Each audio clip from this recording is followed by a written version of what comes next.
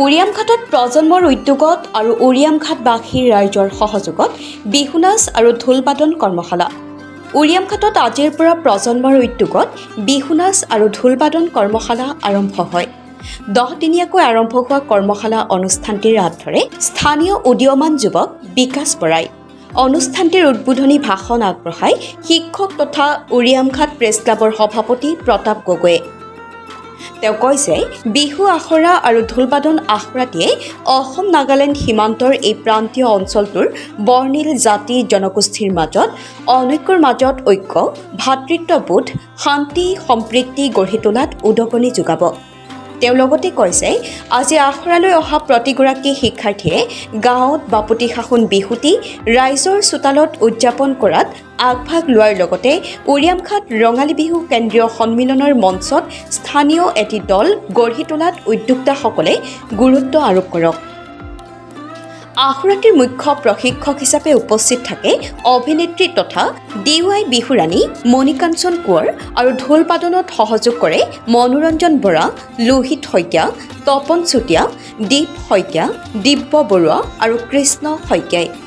নাগালেণ্ড সীমান্তত বিহুক এনেদৰে বিহুৰ কৰ্মশালাৰ লোক সংস্কৃতিক এনেদৰে আগবঢ়াই আনিবলৈ চেষ্টা কৰাটো আচলতে বহুত ডাঙৰ কথা।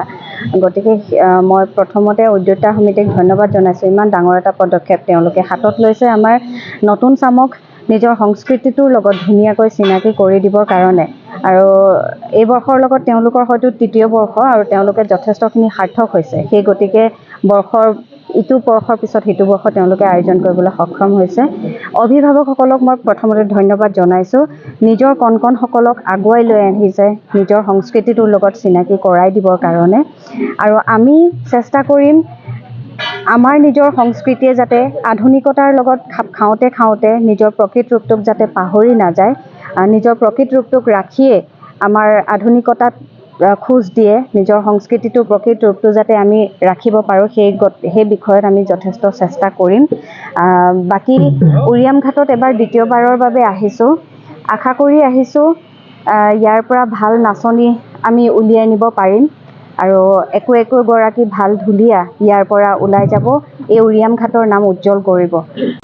প্ৰায় অৰ্ধশতাধিক শিক্ষাৰ্থী উপস্থিত থকা অনুষ্ঠানটোত উপস্থিত থাকে স্থানীয় শিক্ষক ছবিৰাম শইকীয়া, কুলধৰ গগৈ, উৰিয়ামঘাট শাখা সাহিত্য সভাৰ উপ-সভাপতি তথা শিক্ষক লক্ষ্মণ চেত্ৰী, উৰিয়ামঘাট প্ৰেছ ক্লাবৰ সম্পাদক ভূপেন শইকীয়া, সাংবাদিক উদীপ বৰা, তৰুণ কোঁৱৰ, পেঁপা বাদক যোগেন বৰাকে প্ৰমুখ কৰি ভালেসংখ্যক বিশিষ্ট ব্যক্তি। উৰিয়ামঘাটৰ পৰা মনজিত গগৈ ৰিপৰ্টাৰ লাইভ অসম। হয়, সামাজিক অনুষ্ঠান প্ৰজন্মৰ উদ্যোগত উৰিয়ামঘাটবাসী ৰাইজৰ সহযোগত 10 দিনীয়া কাৰ্যসূচী আজিৰ পৰা আমি বিহু নাচৰ আৰু ঢোল-বাদন কৰ্মশালা আমি ৰাজহুৱা ভৱন প্ৰাংগণত অনুষ্ঠিত কৰিছোঁ। আৰু মুখ্য প্ৰশিক্ষক হিচাপে আমাৰ মাজলৈ আহিছে DY বিহুৰাণী তথা 2012ৰ মণিকাঞ্চন কোঁৱৰ আৰু তেখেতসকলক সহযোগী শিল্পী হিচাপে এই অঞ্চলৰ বিভিন্নগৰাকীয়ে তেখেতক সহযোগ কৰিছে। আৰু আজি প্ৰথম দিনাখনে আচলতে যথেষ্ট সংখ্যক শিক্ষাৰ্থীয়ে আচলতে বিহু নাচৰ কৰ্মশালাত অংশগ্ৰহণ কৰিবলৈ আহিছিলে। আৰু এই কৰ্মশালাখন আনুষ্ঠানিকভাৱে শুভ উদ্বোধন কৰিলে উৰিয়ামঘাট প্ৰেছ ক্লাবৰ সন্মানীয় সভাপতি তথা শিক্ষাগুৰু প্ৰতাপ গগৈ ছাৰে। আৰু সহযোগী আজি এই অনুষ্ঠানত উপস্থিত আছিল আমাৰ ৰেংমা সীমান্ত হাইস্কুলৰ সহকাৰী শিক্ষক কুলধৰ গগৈ ছাৰ, ছবিৰাম শইকীয়া ছাৰ, বিষ্ণুপুৰ জ্ঞানপীঠ মধ্যৰঙেজ বিদ্যালয়ৰ প্ৰধান শিক্ষক লক্ষ্মণ চেত্ৰী ছাৰকে প্ৰমুখ কৰি বিভিন্নজন ব্যক্তি আচলতে এই কৰ্মশালাত আজি প্ৰথম দিনাখন উপস্থিত আছিল। আৰু আমি আশাবাদী আচলতে এই 10 দিনীয়া কাৰ্যসূচীত যাতে উৰিয়ামঘাট অঞ্চলৰ বিভিন্ন প্ৰশিক্ষাৰ্থীয়ে যাতে এই কৰ্মশালাত অংশগ্ৰহণ কৰি এই কাৰ্যসূচীভাগ কৰ্মশালাভাগ সফল কৰাৰ ক্ষেত্ৰত সহযোগিতা প্ৰদান কৰে। Reporter live.